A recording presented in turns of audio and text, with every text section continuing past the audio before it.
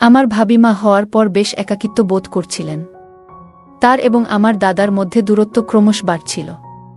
এরই মধ্যে আমি তাদের বাড়িতে যাই, আর আমাকে দেখে ভাবি খুব খুশি হন। একদিন আমি ভাবির ঘরে হঠাৎ করে ঢুকে পড়ি যখন তিনি তার শিশুকে খাওয়াচ্ছিলেন। সেদিনের ঘটনাটি আমাদের দুজনের জন্যই কিছুটা অস্বস্তিকর ছিল। আমি পরিস্থিতি বুঝতে পেরে দ্রুত ক্ষমা চেয়ে বেরিয়ে আসি। এক রাতে ভাবি হঠাৎ আমার ঘরে আসেন। আমি বুঝতে পারলাম তিনি মানসিক চাপে আছেন।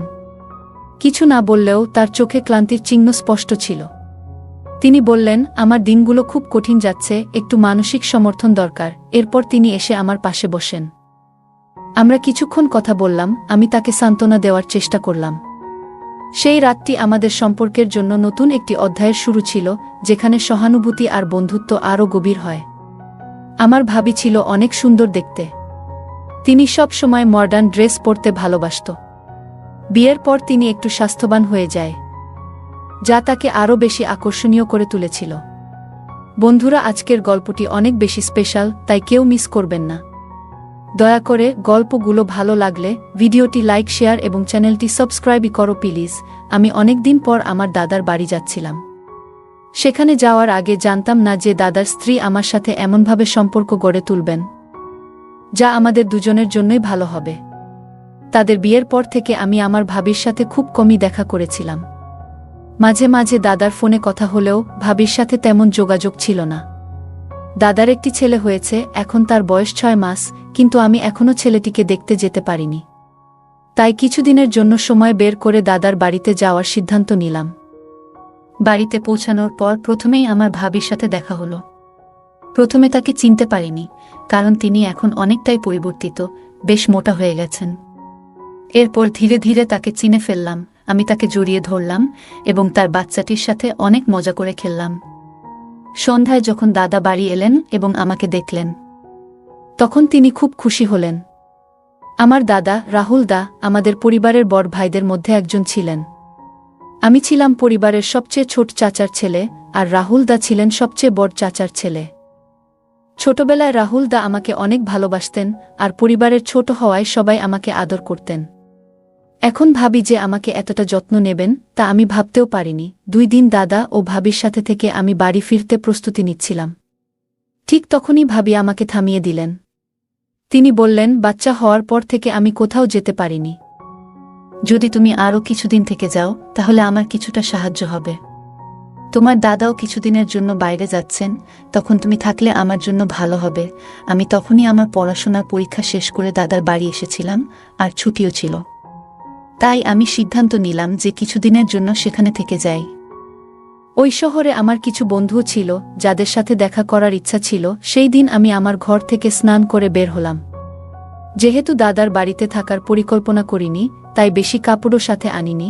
আমি দাদার টি-শার্ট খুঁজে বের করার জন্য তার ঘরে যাওয়ার সিদ্ধান্ত নিলাম। ভাবিকে সেখানে কোথাও দেখলাম না, আর দাদাও তখন ঘরে ছিলেন না। মনে হলো ভাবি হয়তো রান্নাঘরে ব্যস্ত, আর দাদা কোথাও কাজে ব্যস্ত ছিলেন। ভাবিকে কাজ থেকে ডেকে আনা ঠিক মনে করলাম না। সাধারণত সবার কাপড় আলমারিতে থাকে, তাই আমি নিজেই দাদার একটি টি-শার্ট নিয়ে নেওয়ার সিদ্ধান্ত নিলাম। আমি দাদার একটি টি-শার্ট পরে নিলাম এবং আয়নার সামনে দাঁড়িয়ে নিজের চুল ঠিক করতে লাগলাম। কিছুক্ষণ পর হঠাৎ পেছন থেকে একজন আমাকে জড়িয়ে ধরলেন। ভাবি হয়তো ভুল করে আমাকে দাদা মনে করে আলিঙ্গন করলেন। আমি দ্রুত তার হাত থেকে নিজেকে ছাড়ানোর চেষ্টা করলাম, কিন্তু তিনি তখনও আমাকে ছাড়তে চাইলেন না এবং আরও শক্ত করে জড়িয়ে ধরলেন। ঠিক তখনই দাদা ঘরে ঢুকলেন এবং ভাবিকে আমাকে জড়িয়ে ধরতে দেখে তার চোখ বিস্ময়ে বড় হয়ে গেল। দাদাকে দেখে ভাবি হঠাৎ পেছনে সরে গেলেন এবং বললেন, তুমি যখন দরজায় দাঁড়িয়ে আছো, তবে তিনি কে? আমি তখন ঘুরে দাঁড়ালাম, আর ভাবি আমাকে দেখে হতভম্ব হয়ে বললেন, তুমি তো রাহুলের টি-শার্ট পরে আছো, তাই চিনতে পারিনি। দাদা এবং আমি দুজনেই এই ঘটনাটি মেনে নিলাম, কারণ আমরা বুঝতে পেরেছিলাম এটি নিছক একটি ভুল বোঝাবুঝি। এরপর দাদা আর কিছু না বলে ঘর থেকে বেরিয়ে গেলেন, আর আমিও সেখানে থেকে সরে এলাম। আমি ঘর থেকে বেরিয়ে যাওয়ার সময় ভাবি আমার দিকে তাকিয়ে মৃদু হাসলেন। ভাবি কি বোঝাতে চাইছিলেন তা তখনও বুঝতে পারলাম না। দুপুর থেকেই দাদা বাইরে যাওয়ার প্রস্তুতি নিচ্ছিলেন, কারণ রাতে তার ফ্লাইট ছিল। রাত 9টার দিকে তিনি ফ্লাইটের জন্য বেরিয়ে গেলেন। এর পরের কয়েকদিন আমি, ভাবি আর তাদের ছোট সন্তান বাড়িতে একাই ছিলাম। দাদা চলে যাওয়ার পর থেকে ভাবির আচরণে কিছুটা পরিবর্তন লক্ষ্য করলাম। সেদিন রাতে তিনি বললেন বাচ্চাটি ঘুমাতে পারছে না, তাই তাকে আমার ঘরে নিয়ে এলেন। বাচ্চাটিকে আমার কোলে রেখে তিনি একটু কাজ সেরে আসবেন বলে চলে যান। কিছুক্ষণ পর বাচ্চার খেলনাটি হাত থেকে ফসকে মাটিতে পড়ে গেল। খেলনাটি তুলতে গিয়ে তিনি নিচু হলেন, আর তখন তার শাড়ির আঁচল সামান্য সরে গেল। কিন্তু আঁচল ঠিক করার চেয়ে তিনি খেলনাটি তোলার দিকে বেশি মনোযোগ দিলেন, যা দেখে আমি একটু অস্বস্তিতে পড়লাম। পরে তিনি খেলনাটি তুলে আঁচল ঠিক করে নিয়ে বললেন, আজ সারাদিন রাহুলের যাওয়ার প্রস্তুতিতে ব্যস্ত ছিলাম, খুব ক্লান্ত লাগছে। এখন একটু বিশ্রাম না নিলে ভালো লাগবে না। এখন স্নান না করলে আমার মনের প্রশান্তিও হবে না। তুমি কি একটু সময়ের জন্য তোমার ভাতিজাকে সামলাতে পারবে? আমি সম্মতি দিলাম এবং ভাবি বাচ্চাটিকে রেখে স্নান করতে চলে গেলেন। আমি বাচ্চাটির সাথে খেলতে থাকলাম। কিছুক্ষণ পর বাচ্চাটি কান্না করতে শুরু করল। হয়তো ওর খিদে পেয়েছিল। আমি তাকে নিয়ে ভাবির ঘরে গেলাম, দেখলাম ভাবি চুল শুকাচ্ছেন। আমাকে দেখে তিনি বাচ্চাটিকে আমার হাত থেকে নিলেন। আমি ঘর থেকে বেরিয়ে আসতে যাচ্ছিলাম, ঠিক তখন ভাবি বললেন, আমার মাথা খুব ব্যথা করছে, মনে হয় না চুল ধোয়া উচিত ছিল। ভাবি মাথা ব্যথার কথা বললেন, তাই আমি রান্নাঘরে গিয়ে তার জন্য একটু আদা চা বানিয়ে নিয়ে এলাম। নিজের জন্য 1 কাপ বানালাম, কারণ চা আমার অনেক দিনের সঙ্গী। ডিগ্রি পড়ার সময় রাত জেগে পড়াশোনা করতাম, তখন থেকেই চা পানের অভ্যাসটা লেগে গেছে। 2 কাপ চা নিয়ে ভাবির ঘরে ফিরলাম। তখন দেখলাম ভাবি বাচ্চাকে খাইয়ে দিয়ে শুয়ে আছেন। হঠাৎ চোখে পড়ল তার গাউনের কিছু অংশ একটু সরেছে, আর আমি তৎক্ষণাৎ দৃষ্টি অন্যদিকে সরিয়ে নিলাম। ভাবি আমাকে বললেন, দেবরজি, তোমার চোখ ফিরিয়ে নেওয়ার কি দরকার? তখন আমি তাকে তার পোশাক সম্পর্কে বললাম। তিনি দ্রুত তা ঠিক করলেন। আমি তার দিকে তাকালাম এবং কিছুক্ষণ আগের ঘটনা মনে পড়ায় একটু লজ্জা পেলাম। ভাবি কোনো দ্বিধা ছাড়াই আমার সাথে কথা বলতে শুরু করলেন।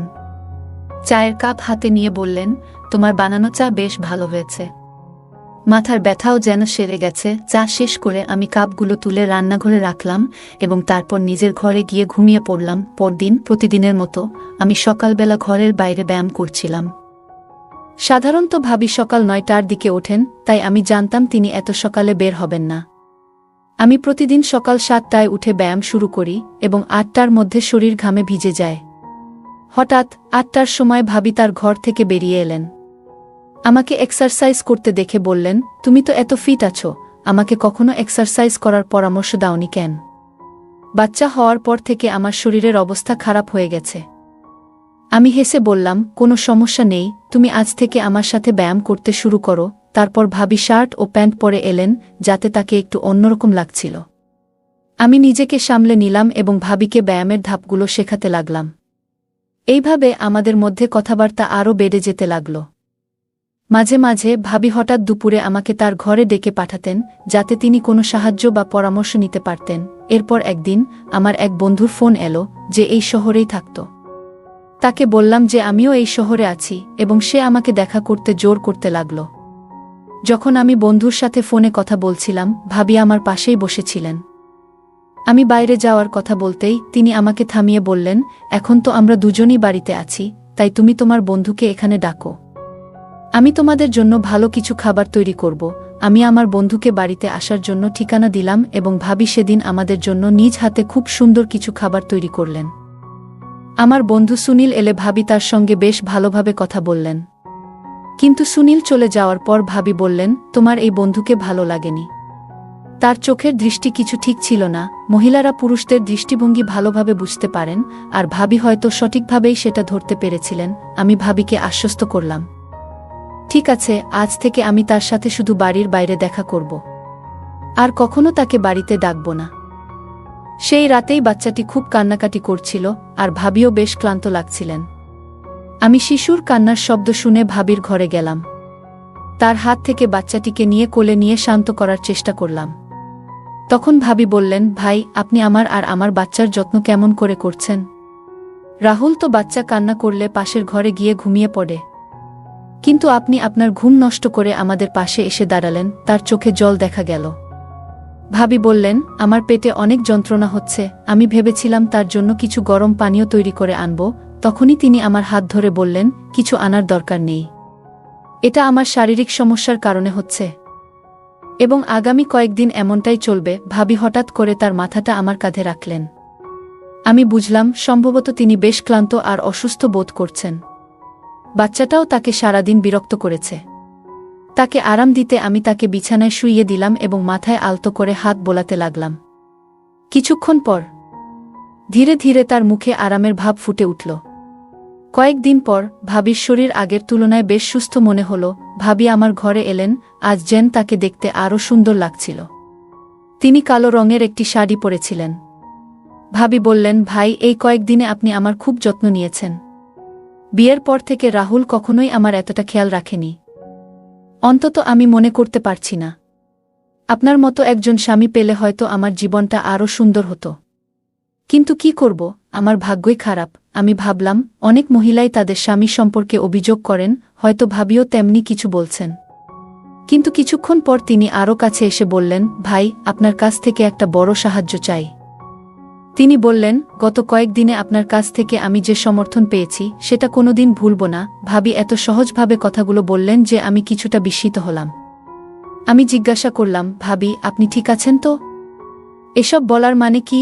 আমি বিষয়টিকে গভীরে নিতে চাইছিলাম না, তাই আলাপ অন্যদিকে ঘোরানোর চেষ্টা করছিলাম। তখন হঠাৎ করে ভাবি কেঁদে উঠলেন। বললেন, আজ পর্যন্ত আমি অনেক কষ্ট মনে ধরে রেখেছি। আজ আপনার সামনে সব কিছু খুলে বলতে ইচ্ছে করছে। ভাবি বললেন, তোমার ভাই অনেক দিন ধরে অসুস্থ, আর তার প্রভাব আমাদের ছেলেও সহ্য করছে। জন্ম থেকেই আমার সন্তান দুর্বল। তোমার ভাইয়ের অসুস্থতার কারণেই এমনটা হয়েছে। যদি গাছের শিকড় দুর্বল হয়, তাহলে ডালপালা কি শক্তিশালী হতে পারে? আমি অবাক হয়ে বললাম, ভাবি, তুমি এসব কি বলছো? তোমার কথাগুলোর মানে পুরোপুরি বুঝতে পারছি না। ঠিক তখনই ভাবি আমার দিকে ফিরে আবেগপ্রবণ হয়ে বললেন, ভাই, আমাকে বিশ্বাস করো, আমি মিথ্যা বলছি না। এরপর তিনি তার ঘরে গিয়ে আমার ভাইয়ের কিছু মেডিকেল রিপোর্ট নিয়ে এলেন। বললেন, তোমার ভাইয়ের অসুস্থতা সম্পর্কে তুমি জানোই। আমার সন্তানও খুব অল্প বয়সে নানা সমস্যায় ভুগছে, আর আমি নিশ্চিত নই সে কতদিন সুস্থ থাকবে। এখন আমাদের কাছে খুব বেশি সময় নেই। তাছাড়া তোমার ভাই তো বাড়িতেও নেই। ভাবি আমাকে গভীরভাবে দেখলেন এবং বললেন, তুমি তো বুঝতে পারছো এই পরিস্থিতিতে একজন মায়ের কত কিছু চিন্তা করতে হয়। তিনি সাহায্যের জন্য অনুরোধ করলেন। আরও বললেন, আমার এমন এক সন্তানের প্রয়োজন যে সুস্থ এবং শক্তিশালী হবে। আমি জানি তোমার ভাইয়ের থেকে সেটা সম্ভব হবে না। ভাবিকে তখন খুব চিন্তিত দেখাচ্ছিল। আমি একবার তাকিয়ে দেখলাম, তার মধ্যে এক ধরনের বিশেষ কিছু ছিল যা আগেও আমার মনে কল্পনা এসেছে। যেন তিনি একজন খুবই সুন্দর এবং গুণী মহিলা আমার সামনে দাঁড়িয়ে আছেন। আমি মনে করলাম এই সময়ে তাকে মানসিকভাবে সাহায্য করা দরকার, এবং তাই তার পাশে থাকার সিদ্ধান্ত নিলাম। আমরা সেই রাত কিছুক্ষণ কথা বললাম, একে অপরকে বুঝতে চেষ্টা করলাম। ঠিক তখন পাশের ঘর থেকে শিশুর কান্নার আওয়াজ পেলাম। আমরা দুজনেই শিশুটির যত্ন নিতে উঠে গেলাম, কিন্তু আমার মনে হচ্ছিল এটা ঠিক হবে না।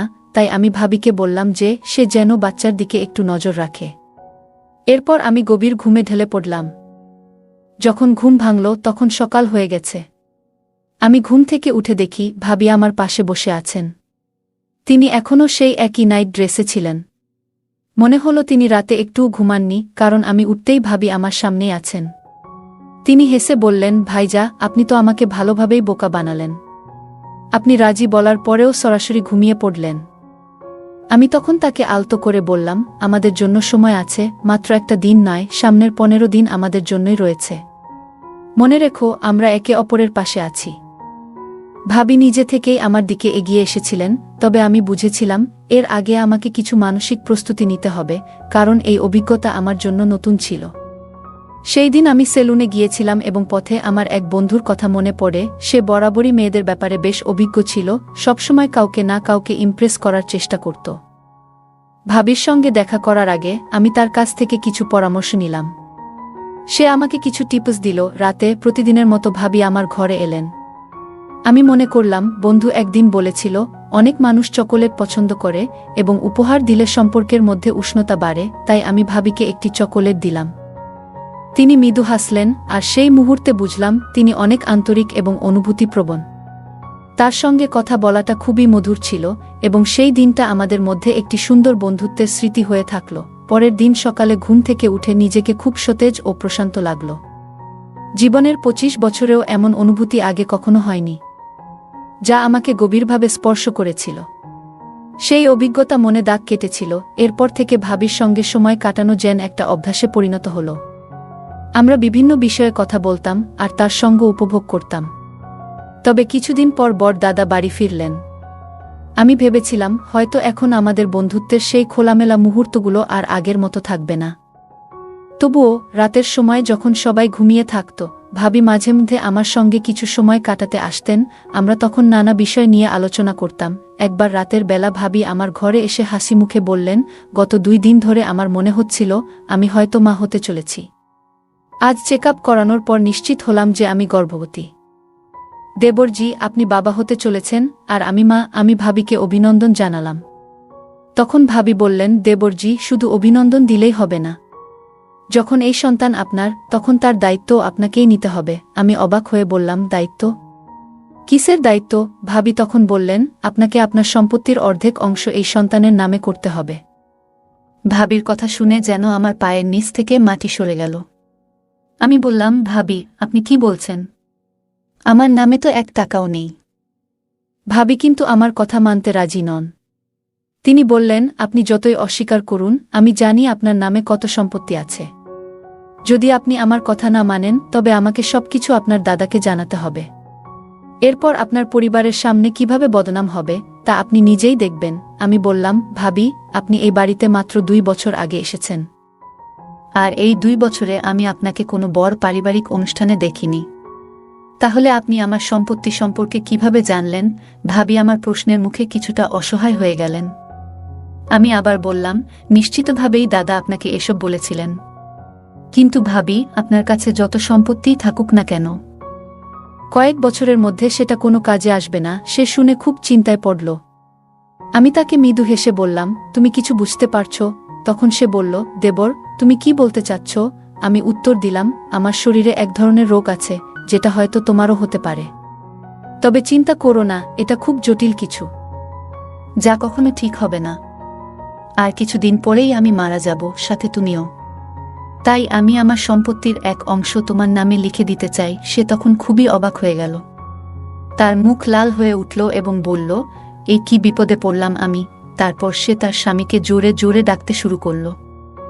দাদা সঙ্গে সঙ্গে ঘরে চলে এলো, যেন বাইরে দাঁড়িয়ে সবকিছু শুনছিল। তখন ভাবি তার স্বামীকে বলল, আমি সম্পত্তির জন্যই তোমার ভাইয়ের কাছে এসেছিলাম, কিন্তু আমি জানতাম না যে তার শরীরে এই ধরনের সমস্যা রয়েছে। এখন আমাকে কি করতে হবে? এরপর দাদা আর ভাবির মধ্যে তর্ক শুরু হয়ে গেল। আমি সব বুঝতে পারছিলাম যে ভাবির পরিকল্পনাটি সঠিকভাবে সফল হয়নি। ভাইয়ের সাথে ভাবির প্রথম পরিচয় এবং এরপর যা ঘটেছিল, সবকিছুই এখন পরিষ্কার হয়ে গেল। সে খুব লোভী, আর সেই কারণেই ভাইয়া তার থেকে দূরে সরে গিয়েছিল। তার স্বার্থ ছাড়া সে কারো কাছে আসে না। রাহুল ভাই আমাকে শুধু ভাবির ব্যাপারে সতর্ক করেছিল, কিন্তু সেদিন রাতে দাদার আসল চেহারাটাও আমার সামনে উন্মোচিত হল। তারা দুজন মিলে আমাকে ঠকিয়ে আমার সম্পত্তি হাতিয়ে নেওয়ার পরিকল্পনা করেছিল। আমি দাদাকে বললাম, দাদা, তুমি এতটা নিচে নামতে পারবে তা আমি ভাবতেও পারিনি। তুমি কিভাবে তোমার স্ত্রীকে অন্য পুরুষের সঙ্গে সম্পর্ক রাখতে দাও? শুধু টাকার জন্য তুমি নিজের ভাইয়ের সঙ্গে প্রতারণা করছো। আমি ভেবেছিলাম আমার দাদা এখনও আমাকে নিঃস্বার্থভাবে ভালোবাসে, কিন্তু আমি ভুল ছিলাম। আমার কথা শুনে দাদা চুপচাপ মাথা নিচু করে দাঁড়িয়েছিল, আর ভাবির চোখে তখন জল। আমি তখন ভাবিকে সত্যিটা জানিয়ে দিলাম। আমি বললাম, ভাবি, তোমার চিন্তা করার দরকার নেই। আমার কোনো গোপন রোগ নেই, আর আমি তোমার সঙ্গে কিছুই ভুল করিনি। যখন তুমি আমার কাছে আসতে, আমি তোমাকে চকোলেট খেতে দিতাম, যাতে ঘুমের ওষুধ মেশানো ছিল। তুমি যখন ঘুমিয়ে পড়তে, আমি ঘর থেকে বেরিয়ে যেতাম। যদি তুমি আমার কথা বিশ্বাস না করো, তাহলে সেই গোপন ক্যামেরার ফুটেজ দেখে নাও, যেটা তুমি আমার উপর নজর রাখার জন্য বসিয়েছিলে। সবকিছু পরিষ্কার হয়ে যাবে। এরপর দাদা ও ভাবি আমার কাছে ক্ষমা চাইতে শুরু করল, কিন্তু তাদের ক্ষমা করার মতো আমি আর কোনো ইচ্ছা রাখিনি। তারা যা পরিকল্পনা করেছিল তা আমাদের পরিবারেও ছড়িয়ে পড়েছিল এবং সবার সঙ্গে তাদের সম্পর্ক ভেঙে গেছে। এখন তারা একেবারে একা হয়ে গেছে, তাদের কর্মের ফল ভোগ করছে। বন্ধুরা, আজকের দিনে মানুষ তার নিজের রক্তের সম্পর্ককেও ভুলে যাচ্ছে শুধুমাত্র টাকার জন্য। সত্যি কি টাকা সম্পর্কের চেয়ে বেশি মূল্যবান হয়ে গেছে? গল্পটা কেমন লাগলো জানাতে ভুলবে না।